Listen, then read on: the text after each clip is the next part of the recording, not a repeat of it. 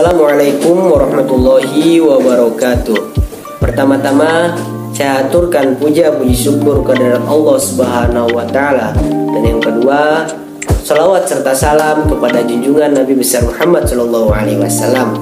Perkenalkan, nama saya Muhammad Adnan Sindrang. Saya berasal dari UP PJJ Bogor, jurusan biologi. Di sini saya akan berbicara tentang COVID-19 dengan judul COVID-19 sudah mereda, apa yang kita lakukan? Pada 11 Maret 2020 lalu, World Health Organization menyatakan pandemi global untuk virus COVID-19 yang sering juga disebut dengan Coronavirus Disease 2019. Dalam istilah kesehatan, pandemi berarti terjadinya wabah suatu penyakit yang menyerang banyak korban, serempak di berbagai negara. Sedangkan pada kasus ini, COVID-19 berpotensi menyerang seluruh warga dunia sehingga ditetapkannya pandemi global.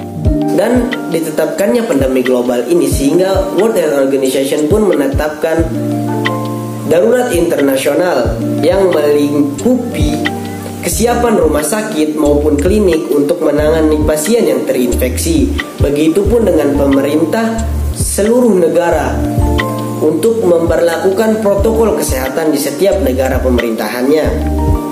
Seperti yang kita rasakan waktu itu, betapa merepotkannya kesehari-harian kita. Namun, sekarang telah terkonfirmasi bahwa pandemi COVID-19 ini sudah mereda, perkara sudah sebagian besar warga dunia mendapatkan vaksin. Seperti yang sudah kita alami, meskipun COVID-19 mereda, namun tetap saja muncul virus ini selalu mengalami evolusi karena memang sifat virus seperti itu. Virus dapat beradaptasi dan berevolusi, menyebabkan terjadinya perubahan genetik di dalam virus tersebut. Perubahan virus ini disebut dengan mutasi. Mutasi merupakan hal yang tidak asing terjadi pada sebuah virus, terutama pada virus yang termasuk ke dalam virus RNA. Virus corona ini termasuk juga ke dalam kelompok virus RNA. Virus ini dapat berevolusi dan berubah secara bertahap. Dan itulah mengapa virus corona selalu saja berevolusi. Dan adapun menurut data, berikut perkembangan evolusi atau mutasi dari virus COVID-19. Yang pertama ditemukan adalah varian Alpha. Ditemukan pertama kali sekitar bulan September 2022 di Inggris.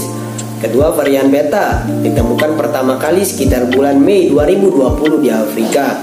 Yang ketiga, varian Gamma ditemukan pertama kali pada bulan November 2020 di Brazil. Yang keempat, varian Delta ditemukan pertama kali pada bulan Oktober 2020 di India. Dan yang terakhir adalah yang paling baru, kita sama-sama ketahui, yaitu varian Omicron, varian yang ditemukan pada bulan November 2021 di Afrika Selatan. Nah, setelah mengetahui darurat internasional telah usai dan aktivitas dunia sudah kembali normal, bagaimanakah sikap yang akan kita ambil?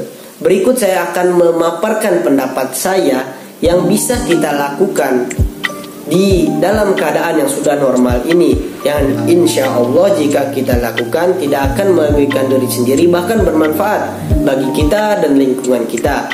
Yang pertama yaitu tetap menyediakan apa saja yang ditetapkan saat protokol kesehatan, seperti menggunakan masker ketika keluar ruangan, menyiapkan hand sanitizer, atau mencuci tangan setelah melakukan sesuatu. Meskipun bukan COVID-19, tetap saja masih banyak virus yang berpotensi menginfeksi tubuh kita. Dan yang kedua adalah melek informasi. Hal ini penting sekali. Ketika adanya varian baru, apakah itu berbahaya atau tidaknya, setidaknya kita mengetahui informasi tersebut sehingga kita tanggap untuk melakukan apa saja yang harus dilakukan. Belajar dari hal sebelumnya bahwa banyak sekali jatuh korban, entah itu karena terlambatnya informasi yang kita dapat ataupun karena kelalaian dari sebagian orang daripada kita. Dan yang ketiga yang paling penting adalah selalu berdoa kepada Tuhan yang Maha Kuasa menurut kepercayaan masing-masing. Karena sebagai bangsa Indonesia, kita semua percaya bahwa semua apapun yang kita lakukan, apapun yang kita kehendaki, yang kita usahakan, yang kita upayakan, terjadi atau tidaknya, itu tergantung kepada kehendak Tuhan yang Maha Kuasa.